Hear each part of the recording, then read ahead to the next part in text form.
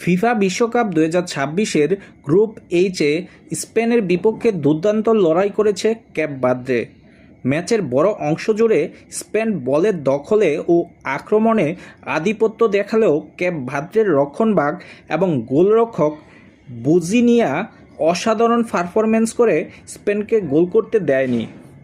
Spain প্রায় 70% বলের দখলে ধরে রাখে এবং একের পর এক আক্রমণ চালায়। ক্যাপ ভার্দের গোলরক্ষক বুজিনিয়া বেশ কয়েকটি নিশ্চিত গোলের সুযোগ নষ্ট করে দেয়।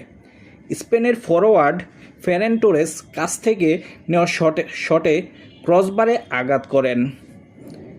মিকেল ওয়ারজাবেল এর একটি শক্তিশালী হেডও বুজিনিয়া দারুণভাবে সেভ করেন। তরুণ তারকা লেমিনি জামেল শুরুতে বেঞ্চে ছিলেন, পরে স্পেন আক্রমণের ধার বাড়াতে তাকে মাঠে নামায়।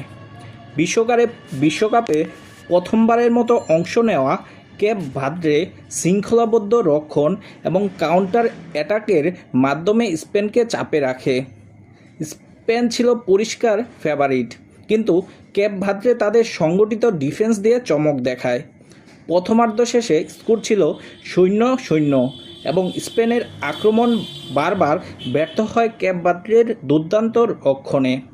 সংক্ষেপে, ম্যাচের নায়ক ছিলেন ক্যাপ ভার্দের গোলরক্ষক বুজিনিয়া, যার একাধিক গুরুত্বপূর্ণ সেভ স্পেনকে হতাশ করে এবং ক্যাপ ভার্দেকে ম্যাচে টিকিয়ে রাখে।